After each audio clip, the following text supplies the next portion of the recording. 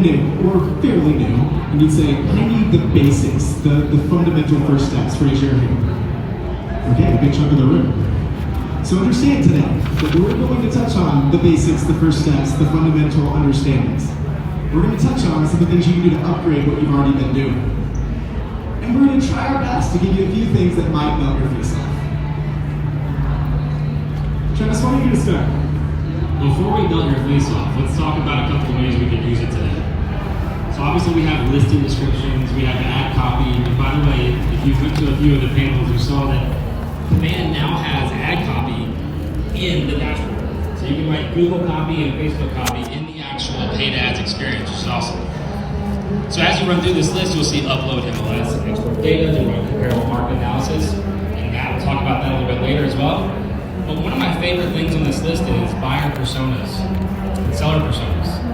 And to kick this off, I have a story that I tell every time that I do one of these talks, and it's that I created what I call Wife GPT. Yep. And my wife and I never fight, never really argue, but at the same time, there's buzzwords and phrases that come up where a discussion happens, right?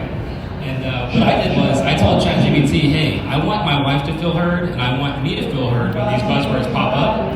How do we both win, and what can I say instead of what I normally say? And the results were admittedly, I didn't like it, but I'll try it because I was fully into the experiment at this point.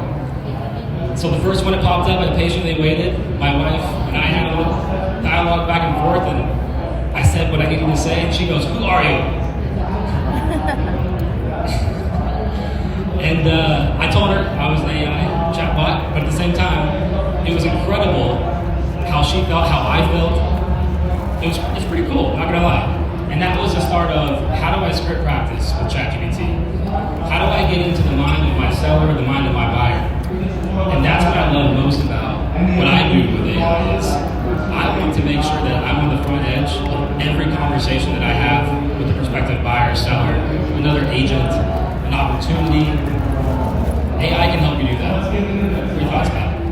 Well, I think one of the other things I always like to tell people when we're talking about AI is that we often think of AI either as a mind that's doing some sort of calculation or thinking, or we think of AI like automation. And today we're going to spend a lot of time talking about it from the thinking perspective, like ChatGPT. We also think of it from a language learning model, that we're using it to generate language, we're using it to generate thoughts, we're using it to generate words. But there's other things that we're going to just touch on briefly when we get into your needs that are also AI. And so AI is such a broad thought that language learning is an important piece, but I want to make sure we touch on that. Awesome.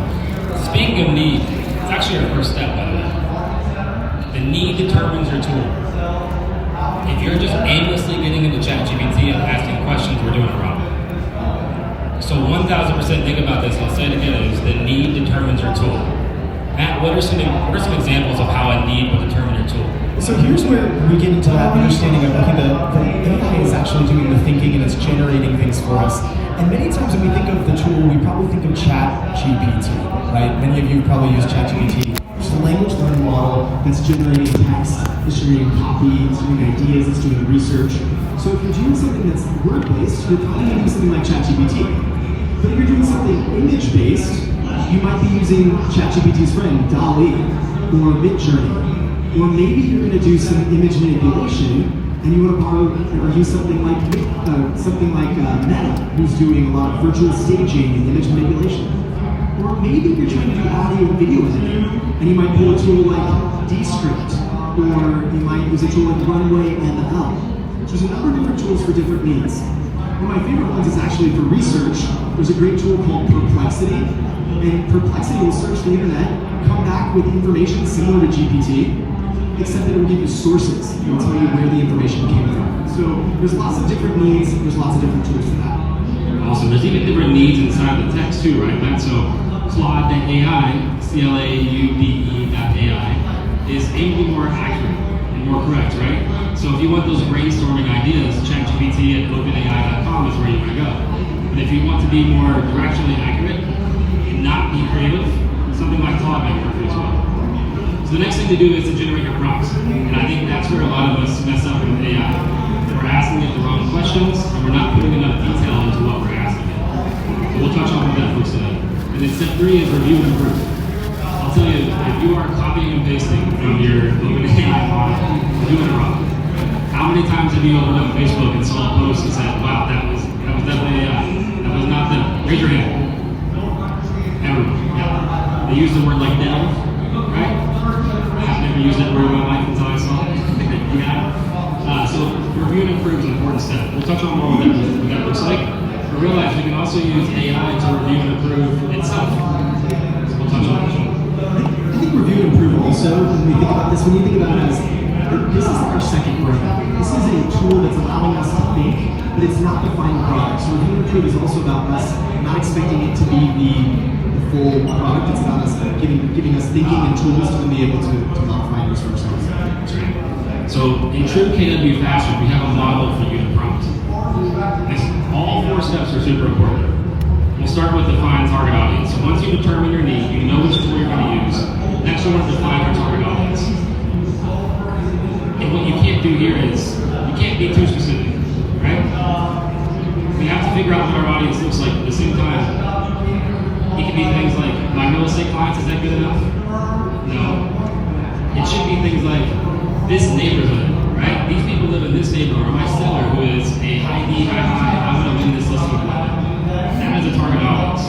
Or is it first-time home buyers in a certain zip code? Whatever it is, define target audience. And the next is set tone and style.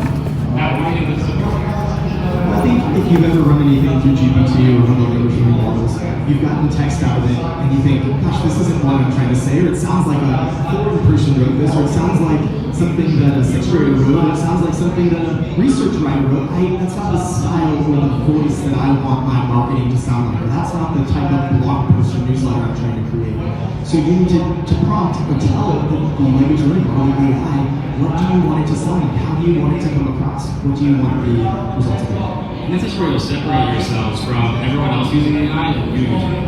Because you're going to have your own tone style. And here's the thing about AI. With lack of instruction, it creates. So if you don't tell it, guess what it's going to do? It's going to pick one for you, based on what it's done in the past. So realize this is the exact moment where you kind of separate yourself from everyone else using it. So number 3 is proper formatting. And this is important because if we think about, hey, I want to write a newsletter. And I tell AI how long I want it to be. Is it 2 pages? Is it 3 paragraphs? Is it 2 sentences? Tell it exactly what you want. In fact, this is where a lot of people get frustrated with AI because they didn't tell it what they want. And they get it out like that. They need to be longer. Make it longer. So this is where you really want to dig in to figure out exactly what you want. Number 4 is establish the desired outcome and goal. This is probably my favorite step because when you tell ChatGPT or any other tool what your desired outcome and goal is, it's going to tailor its responses to ensure that you hit that. It's thinking to hit that versus, well, I don't know how they want this, so I'm just going to get it what I have. And the cool thing about this one is, once we get it the desired outcome and goal, and we have our output, now we can ask it on the review and improve side, and we can say, hey, I really want to ensure I hit my goal. Can you review and improve this to make sure the ultimate goal of blank is achieved? And that's that extra step that you can use with AI to really separate. In just a second, we're going to show you some prompt examples and talk through what that looks like. But if you think about the idea of using proper formatting and reviewing and improving, think of that like a conversation. You ask a question, and even if the prompt wasn't specific, maybe you didn't get it right, ask it a follow-up question, ask it to dig deeper, ask it to rewrite it in a certain way. And you need to think of this as a conversation. You can get to the point where it actually fits what you want, but you may have to ask it several times. Matt, have you ever asked it not to lie to you? I have not. Tell me what happens. When you ask it not to lie to you, guess it will try not to lie to you. Especially if you pay for the ChatGPT Plus subscription. If you ask it not to lie to you and it doesn't have the answer, it's going to go search the web to find it. So it's interesting, even those small little questions, which brings me to my next point of talking to it, to everyone in the room with you. How often do we go to ChatGPT and say, write this, do that? Do we talk to our co-workers, assistants, other realtors, anyone else that way? Probably not. So I encourage you to speak to it as if it were in the room with you. You'd be surprised, there's no science behind this by the way, it's just my opinion, but you'd be surprised about how it interacts with you afterwards, just by using nice words. So ask it not to like you, say nice things. I'm just curious why I thought it was okay to lie to me in the first place. It doesn't know. You didn't give instructions, right? And then what instruction it creates? Give our AI some moral constraints. This is an example of a weak prompt. Doesn't have any of our steps. Our target audience is not in this. Our tone and style is not here. Our proper formatting is not here. Our desired outcome and goal is not here. This probably looks like a lot of the prompts that you guys are writing now. It looks like mine. I'm not gonna lie. When I first started doing this, it's exactly what I did. I got super frustrated about my responses. So here's what we changed it to. This is the level of detail you need to have when you're working with AI if you want great responses. I'm not going to bore you with this entire thing. And if you look at this and you say, this is too much, I'm not doing this every time I want to ask AI.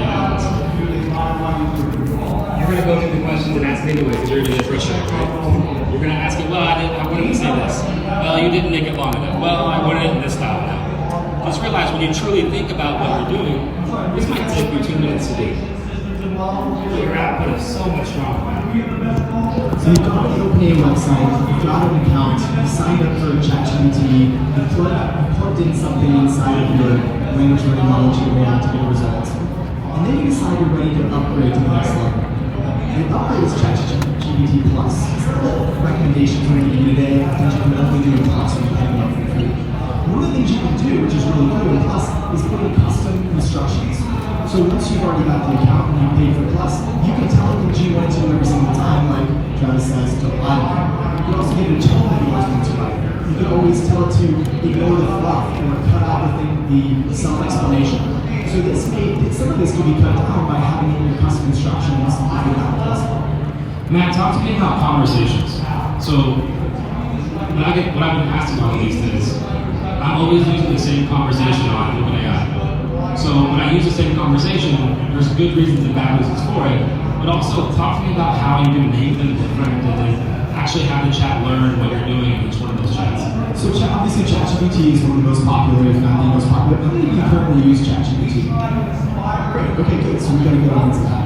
When you get into ChatGPT, one of the mistakes I see people make is that they'll start a conversation, which is the AI interactive back and forth, and they'll keep asking different prompts or different questions in the same conversation. It's not exactly ideal, because the reason is once you give it specific instructions or specific requests, it's going to remember those things as you get going into the conversation, and it may not exactly give you the best outcome for the new request. So for each individual thing, we recommend giving a separate conversation or separate set of requests. So here's an example for doing marketing for a listing. I'm going to start a request on the left-hand side of ChatGPT, and I'm going to give it all the data from my listing department. Here's all my notes and the features. Here's the previous and the last. Here's all the information that I learned from the site. Here's the things I care about. I'm going to describe a little about the neighborhood. I'm going to tell it why I want this appointment, what we're trying to do, what we're putting in the market. All the information I have, all in a single prompt. Then from that conversation, I'm going to generate a listing description. I'm going to generate ad copy for my Facebook or email. I'm going to generate buyer persona. I'm going to ask ChatGPT who the ideal buyer is from. How would they want to be spoken to? What features would they care about? And I'm going to have a conversation with it so that I can better identify how I can work that problem. And all those conversations can have all those specific outputs can happen in the same conversation as you talk. But when I'm going to do something different, when I'll start researching best ways to clean my home quickly, I'm probably not going to ask GPT that best ways conversation inside my listing description. So think about using separate conversations for separate times. So you're saying I can't ask for a roulette strategy in the description of the same chat? Absolutely not. So the next thing we're talking about is reviewing and improving it. And the script's not up here, the prompt's not up here, but one thing I would like you to do is think about this is when you have your output, and you've given it your target audience, your product style, your profit format, and your goal, what I want you to do is ask it, get into the mind of the target audience, act as my target audience, review and improve this, and give them feedback based on what they are feeling like being on the output. And what that does is, again, it's just like that persona we talked about. I can get in the mind of my client again. It's not perfect, of course, but we're getting some real-time feedback from AI based on our target audience. And then, again, don't just proofread it, change a couple sentences, change a word or two. And then I had someone ask me this yesterday, so I want to touch on this. Someone said, when I get my output, even after I review and approve it, I put it into an AI write this detector, and it says AI wrote it. Keep in mind, a lot of those detectors are going to tell you a lot of things. It's like paying for a home inspector, or paying to find something, or coming to find something in the home, right? You're going to an AI detector website. Sometimes you're going to get some wrong answers. So don't overthink it. Just rewrite it, reframe it, change the way it looks, and make it yours. But I promise you, because you go through the model and you gave it every instruction that you can, every little detail that you can, it's not going to come out looking like everyone else's output because you gave it so much instruction. So realize that. Any thoughts back? And then don't reinvent the wheel. AI is designed, in my opinion, to enhance your own superpower. It's not here to replace you. It's not here to replace everything that you're doing. Bobby might have a different opinion on that in a minute. Just kidding. But AI is here to enhance your superpower. So don't reinvent the wheel. Take what you're doing good already and figure out how to enhance it with AI. So if you're great at newsletters, but you want to get better at it, awesome, do that. If you're great at crafting conversations, you want to get better at it. Or if you want to script practice, do it. Create personas. And lastly, if you want to analyze data, which is one of my favorites, can I give you a quick story now? So I spend a lot of money on my team, marketing, as I'm probably sure some of you have as well. Who all owns teams? How many times have you spent money and not realized it's not worth it until the last second or until it never works? Right? Awesome. So take your transactional data, if you have it in CTE, CSU, or any of the number of transactional apps, export that data, upload it to ChatGPT, and you can do that with the ChatGPT 4 Plus, right? Upload your PDF or your Excel files, and ask it to find trends and patterns in your ROI. So I went through and I did this. I found out the exact zip codes that I should be geofarming, and the exact sources that I should be using in those zip codes, down to the cent of the dollars I made in the last 10 years. That data would have taken me months, maybe years to figure out the patterns, and GPT did it as little as 2 minutes. So we made decisions based on ROI, area, the whole 9 yards on our team to help improve it. And that's the kind of things with analyzing data that you can do, aside from the MLS, to enhance your team's performance today. So if you're spending all that money on one of these league aggregators, and you have no clue if a certain zip code's worth it or not, this is your answer, right?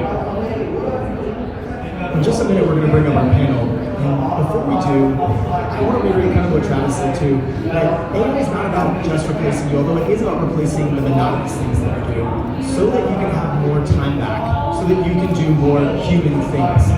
And I think that's a really important thing to take away, is the fear of, is AI going to replace us? Is AI going to take my job? How do I harness it so that I can become more human and spend more time in the conversation, more time with my family, more time with my clients?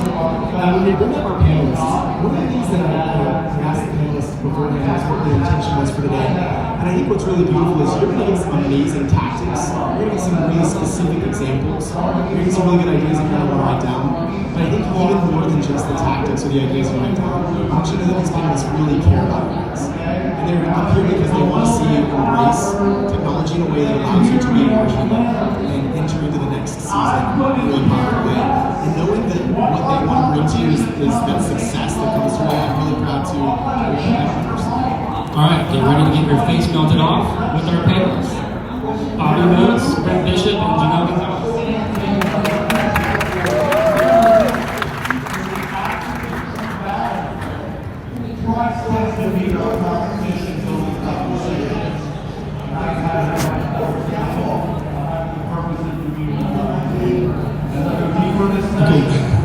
Alright guys, why don't you introduce yourselves, tell us where you're from, and why do you look at an AI panel?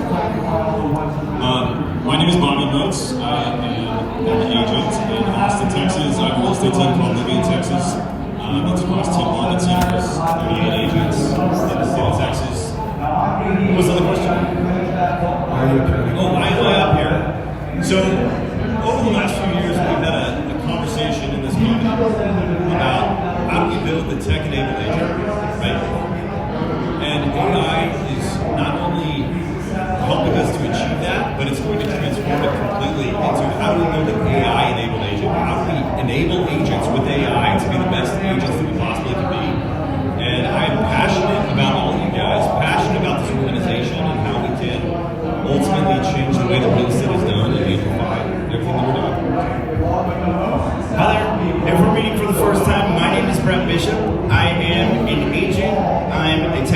trainer and an AIpreneur. I am absolutely passionate about AI, like Bobby said, in the way that it can help all of you as agents. This is my 21st year in real estate, 14 years with Keller, and hopefully you're gonna get some value. I know you'll get some value out of this. The hopefully part is go do something with it, right? That's the big thing. Hi, I'm Janelle Gonzalez, but everybody calls me Janelle the Tech. I have been in tech since I was about 13 years old, and so it's about 20 years now in tech, and I am a huge nerd, so for fun, I do AI research, and I have a lot of fun. So I am always constantly on top of the AI trends, and it really inspires me, and I hope I can bring you just what you're looking for today. Oh, and I'm from San Antonio, Texas, a market center called San Antonio City View, and we have about 1,000 agents, and I've been the MCT team for about 8 years. Janelle, why don't you kick us off? How are you currently using AI in your business? I use it in a lot of different ways. For one, I do use it as a second brain. I use it to bounce off ideas, mastermind with it. I also use it to create web pages. There's a site called Gamma that will create a website, and you can actually embed that into your command site. I use it to create emails, and you can say, and that was a beautiful description. You can also say, can you write me an email from a real estate agent? So it caters in and knows exactly how to include your real estate in that email. And also to create classes, itineraries, topics, content for social media, all kinds of things. Yeah.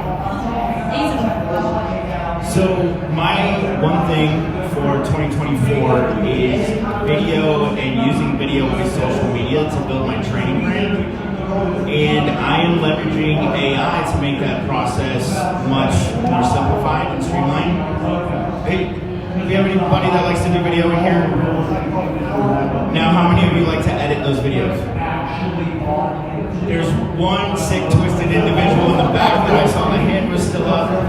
So I'm not a big fan of editing videos. And then the other thing is we've got awesome tools out there that can help you repurpose your long form content and break it all down for you with the captions and all that so that you can really get one video out across all your social media. It's fantastic. I'll come back to you with a few questions. Right now, I use it for pretty much everything. I am horrendous at writing content or emails. My wife has to edit my emails. I used to have to edit my emails, right, because they would just be bad. I would send them and I would get in trouble. So Shayna's talking to me, not you? Yeah, yes.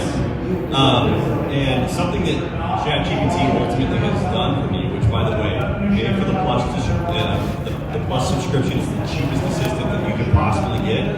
It writes every single one of my emails. I write the email, I put it in and say, this is what I'm trying to say, make it less angry, or whatever I'm trying to do. And it will fix it, and it will make it better, and it will be in my voice because I've already prompted it with what my voice sounds like. So I use it on a daily basis, not only to do that and write content, write emails, but also to solve problems. Right? I'm prolific at Google. I can go on Google and solve problems, or use spreadsheets to solve problems. Like Travis was talking about, to do data and analytics, or to solve a problem around something I have no idea about. Like I need an opinion on some specific news article or whatever. I just go to ChatGPT and say, hey, help me to solve this problem. Here's what it is. Copy, paste, do all the things, and it will give me the answer much quicker than I could have found that on my own. And so I think problem solving and content creation and writing for me are the biggest. This may be a similar sort of question, but I'm curious, like, can you give us a specific example of how it saved you time? Like, Bobby just gave us a few of those ideas, but do you have any ways that we can specifically save time?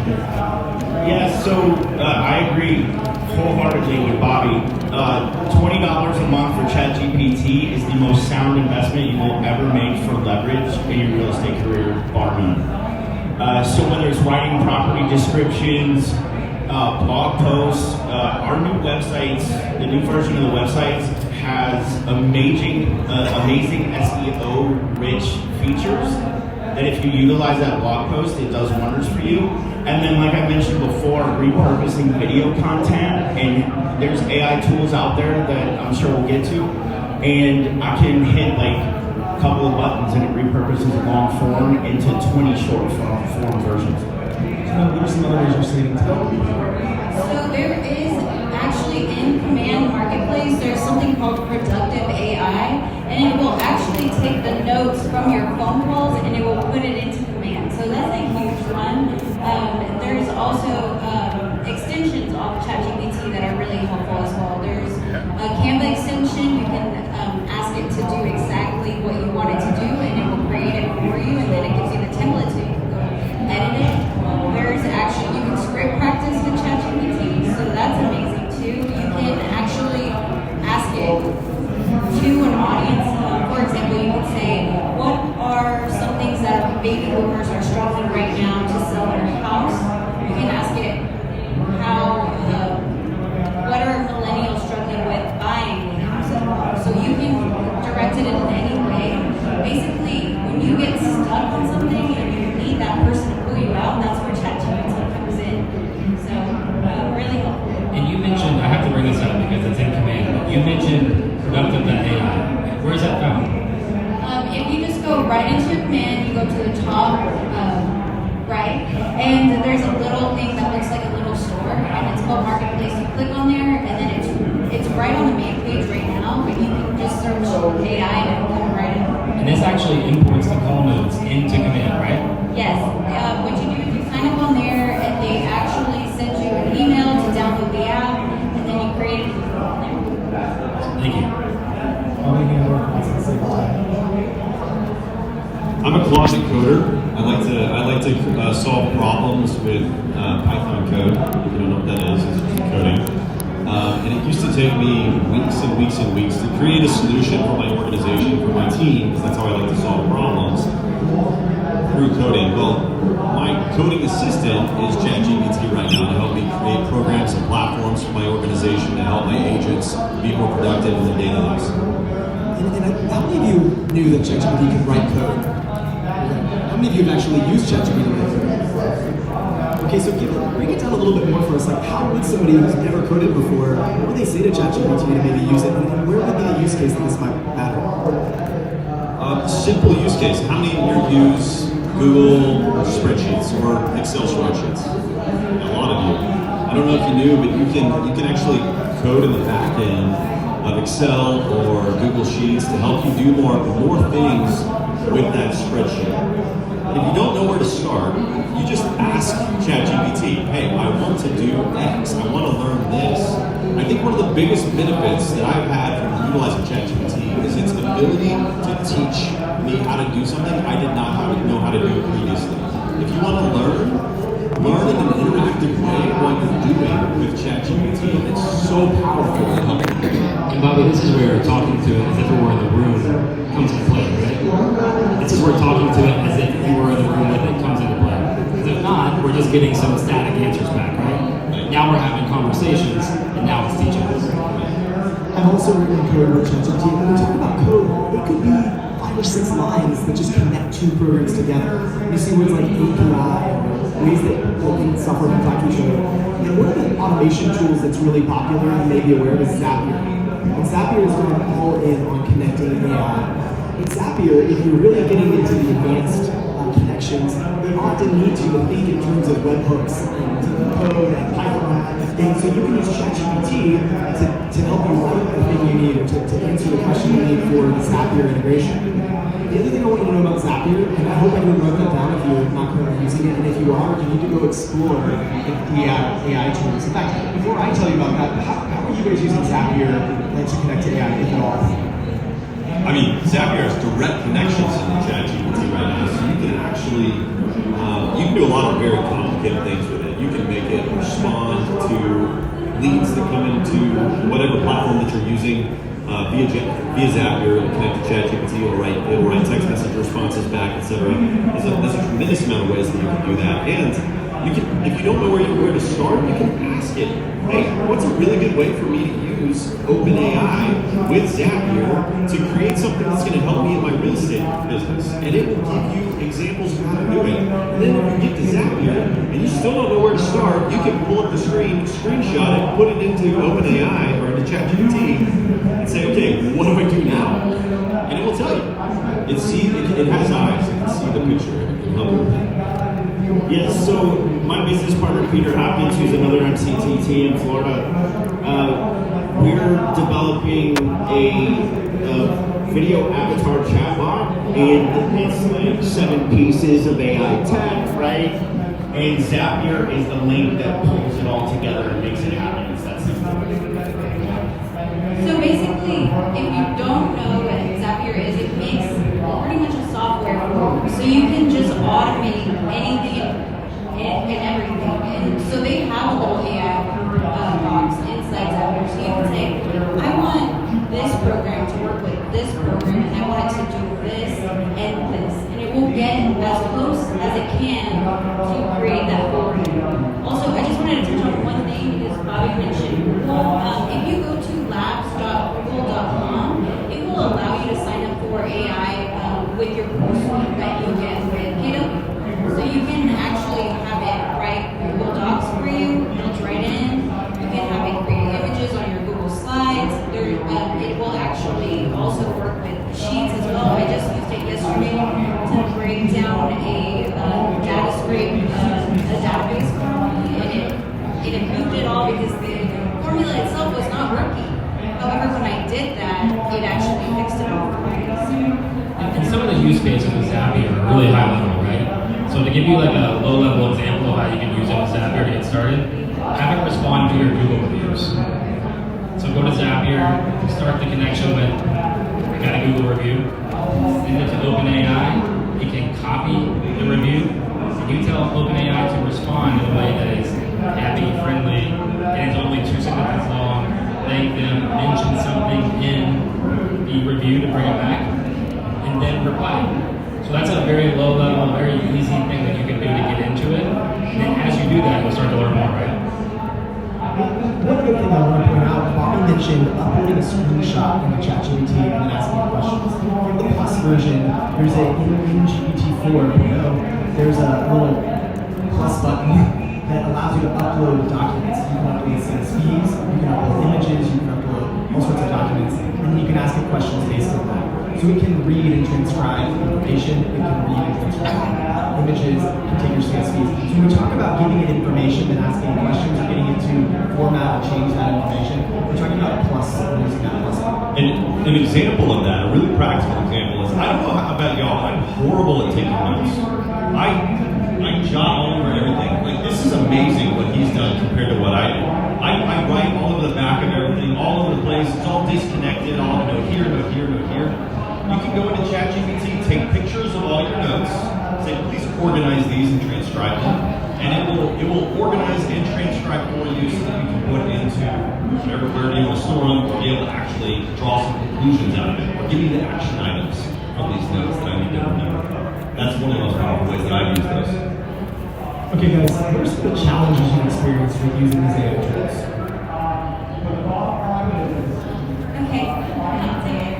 I think at first, one of the challenges was talking to it and just knowing what to say. There's a bunch of sites and a bunch of ways that will tell you exactly how to prompt it. However, now it is getting so smart to where it actually understands a lot of you. It doesn't mean that you shouldn't stop being as detailed as you want. So that's pretty much the only challenge that I've seen. Now I can talk to it and it will help me figure out what I'm trying to say to it. So it's really helpful in that manner as well. When we give the prompt examples, but honestly, you can be stream of consciousness, just typing ideas into that, and then it can figure out from your stream of consciousness what you're trying to do. What are the challenges? So if you're ever going to write something for a website, a blog, or anything, I encourage you to use the words or the acronym SEO. So say something that is SEO optimized, and that way you can populate on Google. So I imagine there's a lot of people that have experienced this one that I'm going to talk about, right? How many of you are using the graphic creation Dolly 3 plugin, right? And how many of you are getting proper spelling in those images? Never, right? And you can get some better output as you continue to have that conversation and say, no, this has been spelled wrong, can you fix that? But I think my biggest frustration with that is every time you get another image, it's not identical to the one with the corrections, it's a whole new image, right? Well, that's been my biggest frustration. I would say my biggest is a lot of you when you go into here, I think this is some all-powerful AI that just knows everything, it's going to for everything. But you got to understand that this is the very beginning of this technology, and it's a very short-term memory. It's a very short-term memory, so it will begin to forget what you told it as you move through that thread, move through that conversation. I think that's one of the most annoying things that we have run into recently. Now that's going to go away long term, but that is also probably one of the most annoying things. So we'll remember things after a certain amount of text. Okay, what are some of the unexpected benefits or insights that you got? What are some of the things that you didn't expect? You didn't prompt it with a specific thing, and all of a sudden, one of the outputs or one of the ideas or something that came from this was even better than you expected? Unexpected insights or Unexpected.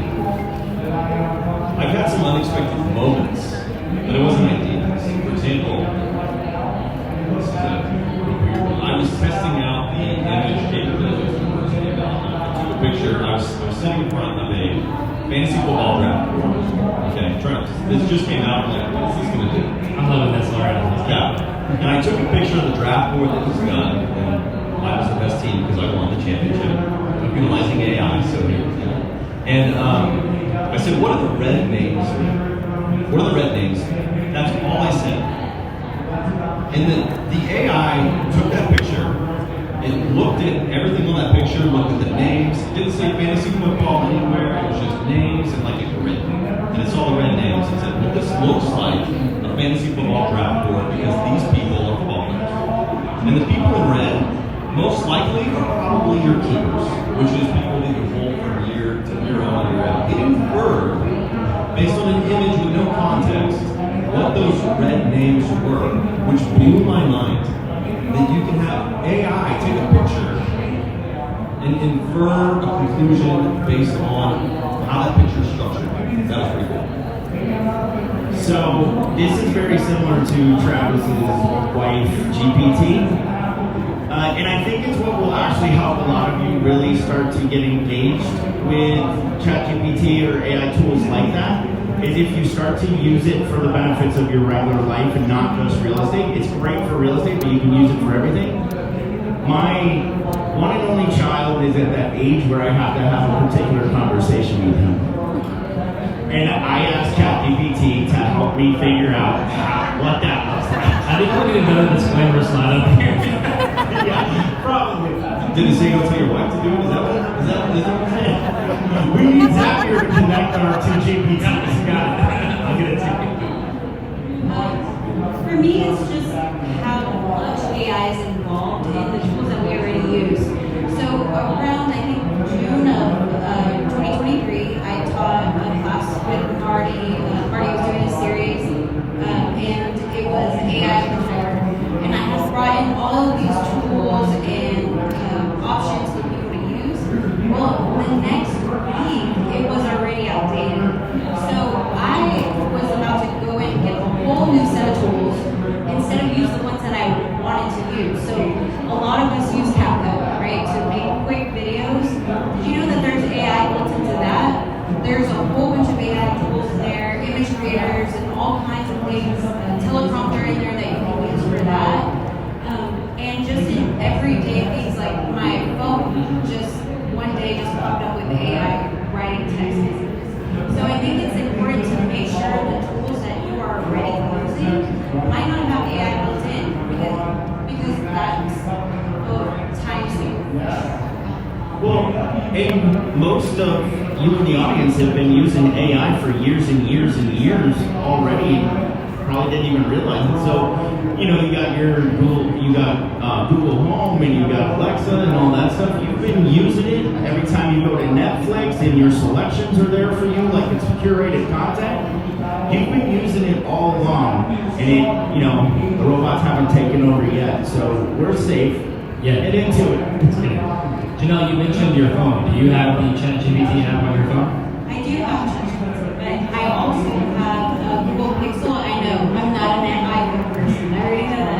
Yeah, but I have a Google Pixel, and it will now do that kind of stuff. So just a heads up, the OpenAI app on your phone is powered by OpenAI. There's tons of GPT apps on your app store. If they're green and white, it's the wrong one.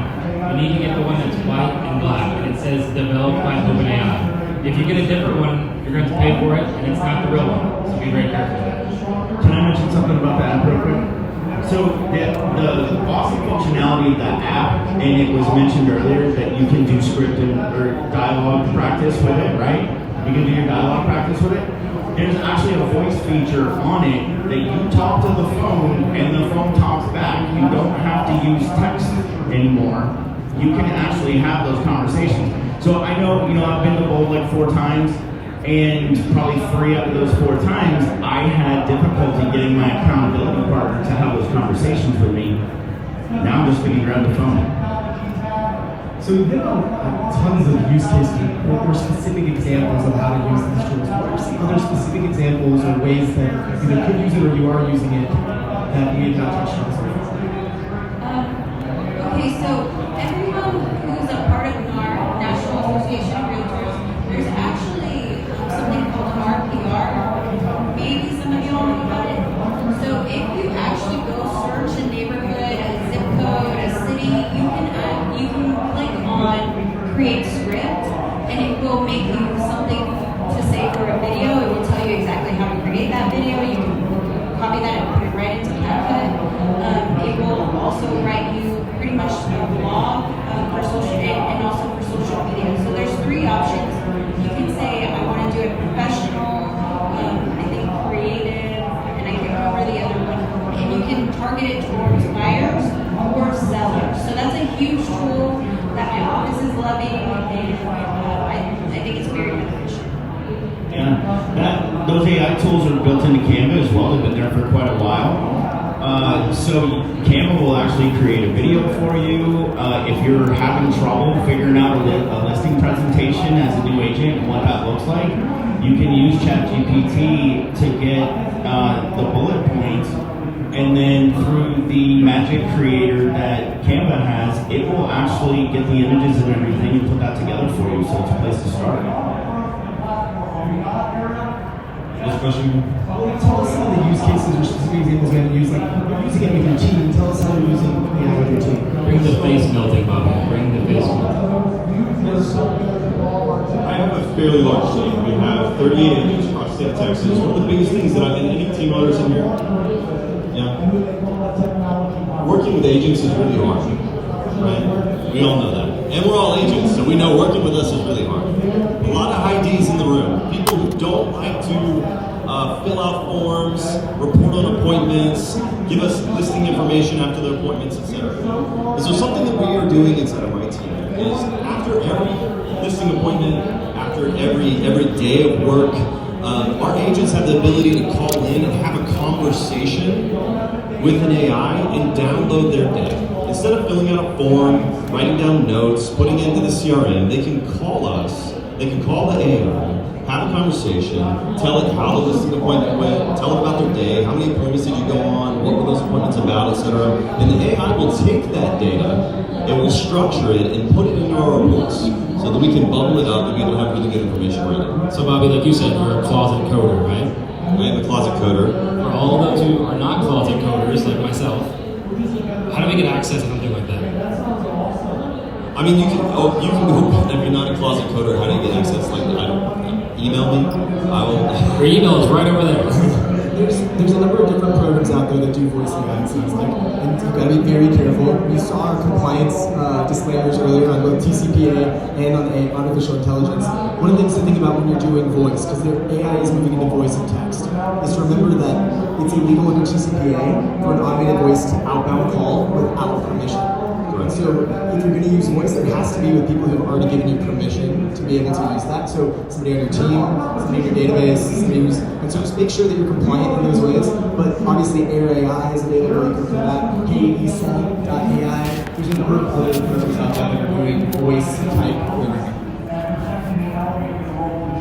So what other, I just named a few, what are some of the other tools that we haven't mentioned, or even ones we have that the audience might want to know about? Because there's a plethora of cool tools out there. What are some of the tools that we haven't mentioned?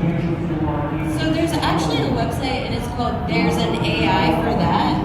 And you can go in and just type in whatever you want AI for and it will actually give you all of the tools. And I would just say be careful with a lot of them, like Matt was saying about the TCPA. And to add on to that, in your command websites, you know the new feature on the new websites where you add a /openhouse. On that page, in the very bottom, there's a disclaimer that says they agree to automated or artificial intelligence calls or anything like that. So you've already grabbed your permission from there. So from open houses or however you desire to use that page, you can get creative, which is one of the things that I just implore you to do with AI is just get creative with it. You can actually ask it, or you can ask them there and get their permission to utilize it. Yeah, it's very important to make sure that you have permission if you're communicating with anybody. It doesn't matter if you're cold calling out of a tool or whatever you're doing. You need permission, period.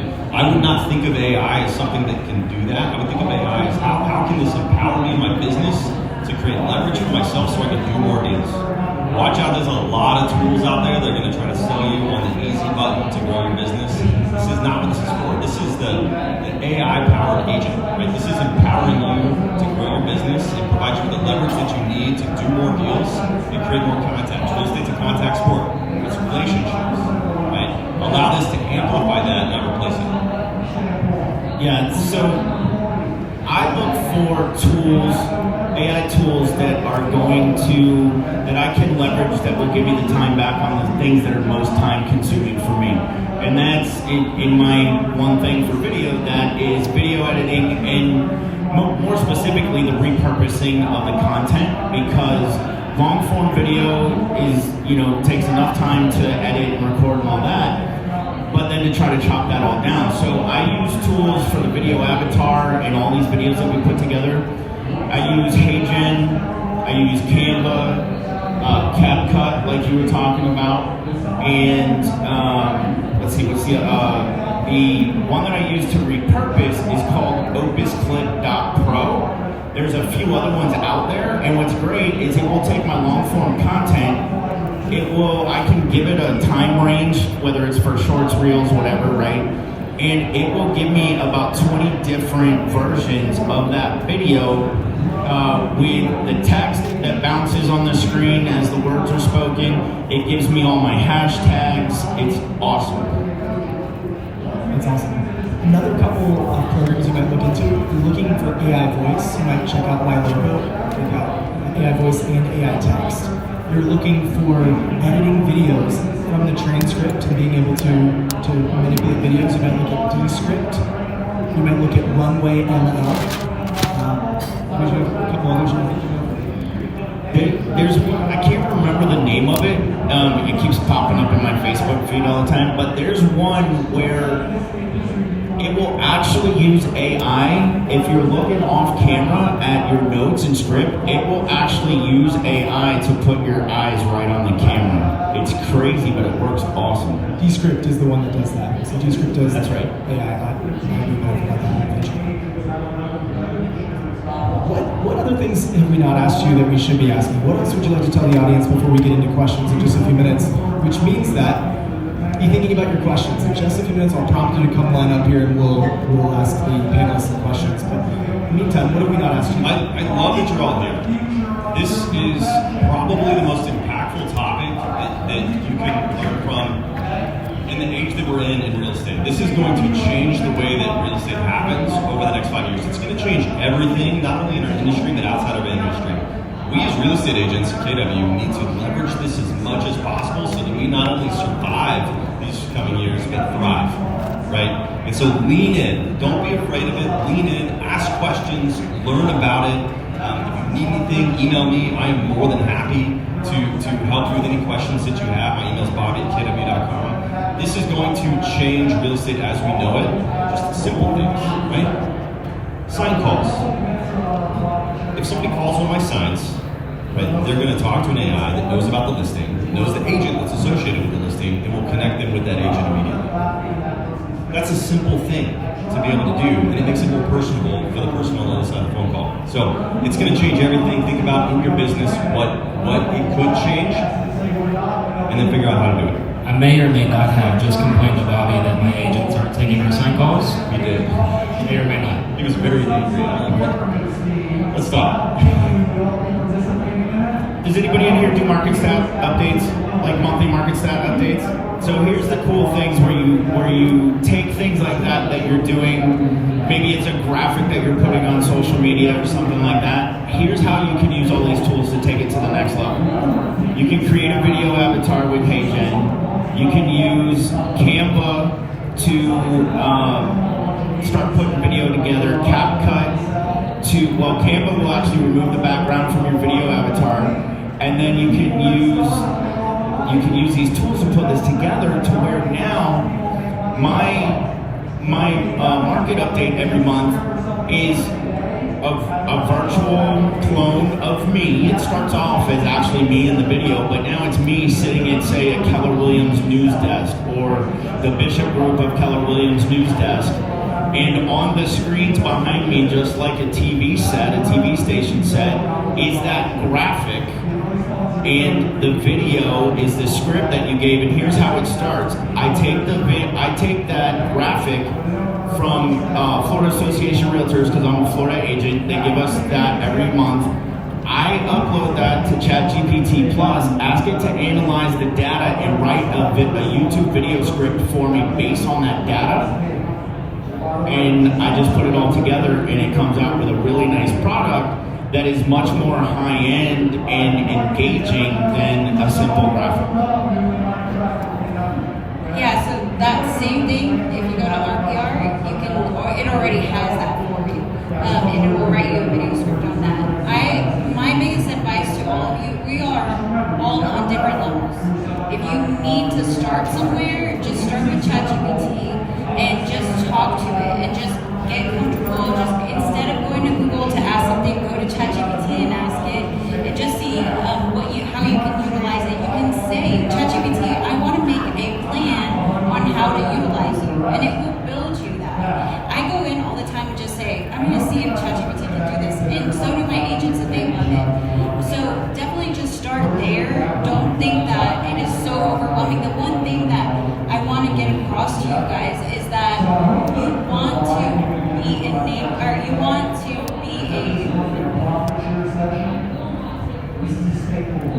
you want to be a tech-enabled agent, not an agent enabled by tech, right? So you want to make sure that you're utilizing the tech, you don't get left behind. And all you have to do is just take tiny little steps by just using it, utilizing it, play with it, download the app onto your phone, and just ask it some simple questions. The great thing about it is, you know how sometimes you get so shy that you don't want to ask a question in front of everybody, or you don't know if you've asked it before or anything like that. I know that a lot of people get shy about it. Guess what? ChatGPT does not judge us at all. We can ask it as much times as we want. We can go back and look at our history and see what we've asked it. We can see what results we got, and we can cater it from there. And also another thing, Matt, you had actually mentioned this when we were talking before. The first thing that you put into ChatGPT is not as important as how you cater to it afterwards. So you can ask it a question, and you can say, hey, can you shorten that? Or hey, can you make that a little more professional? Or can you make that longer? Or can you add this? Or edit this part? You can do all of that. So just make sure just to go and talk to it and just Right, I got one more thing. You're all here at Family Reunion to learn how to make more money in real estate. Right? We're all here to do that. My brother-in-law, who is not the most techie guy, he lives in Fredericksburg, Texas, sells software, not because he knows software,